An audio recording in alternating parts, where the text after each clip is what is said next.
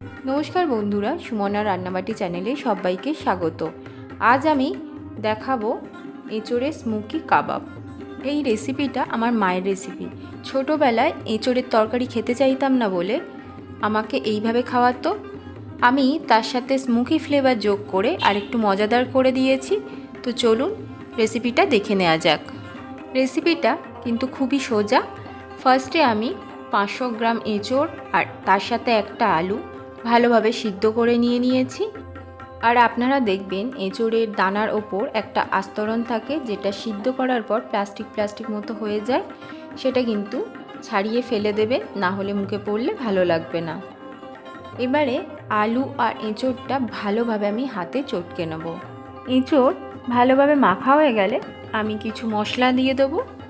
আমি এখানে 2টো কাঁচা লঙ্কা, 1 চা চামচ রোস্টেড জিরে গুঁড়ো, 1/2 চা চামচ কাশ্মীরি লঙ্কার গুঁড়ো, 1/2 চা চামচ ভাজা মশলা, 2 পিঞ্চ হিং আর 1/2 চামচ নুন দিয়ে মেখে নেব।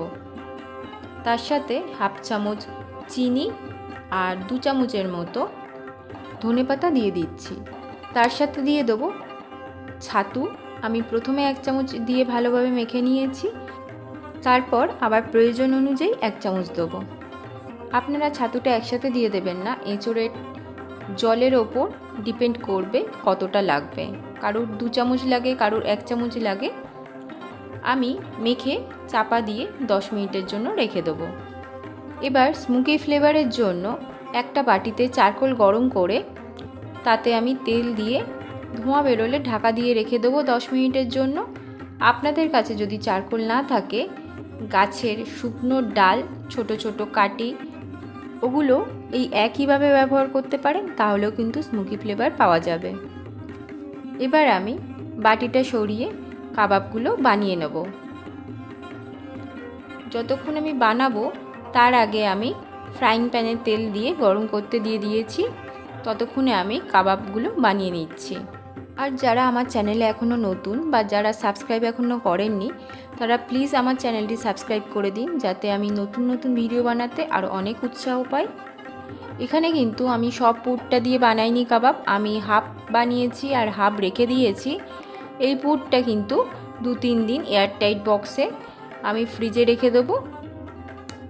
আমি এখানে 6খানার মতো কাবাব বানিয়ে নিয়েছি। এবার আমি কাবাবগুলো ফ্রাই করে নেব। আগে থেকে আমার তেল রেডি করা ছিল, তাই তেল গরম হতেই একদম কম আঁচ করে আমি কাবাবগুলো দিয়ে দেবো। তেল গরম হওয়ার পরে গ্যাসের ফ্লেম কিন্তু একদম কমিয়ে রাখবেন, না হলে কিন্তু পুড়ে গিয়ে ভালো লাগবে না।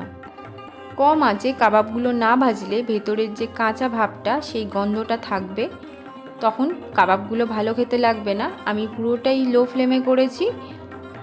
কাবাবগুলো লো ফ্লেমে ভাজতে আমার 5 থেকে 6 মিনিট সময় লেগেছে। আমি কয়েক মিনিট বাদে উল্টে পাল্টে দিয়ে এরকমভাবে আমি 5 থেকে 6 মিনিটের মতো কাবাবগুলো ভেজে নিয়েছি। কাবাবগুলো ভাজা একদম হয়ে গেছে। এবার আমি তুলে নেব। স্মোকি ফ্লেভারের সাথে এরকম এঁচোড়ের কাবাব কিন্তু খেতে অসাধারণ লাগে। আপনারা বাড়িতে বানিয়ে দেখতেই পারেন এই রেসিপিটা। সন্ধ্যের টিফিন বা বাড়িতে কোনো গেস্ট আসুক, এই রেসিপিটা একদম পারফেক্ট। আপনারা বাড়িতে বানিয়ে আমাকে কমেন্ট করতে ভুলবেন না আমার এই রেসিপিটা কেমন লাগলো।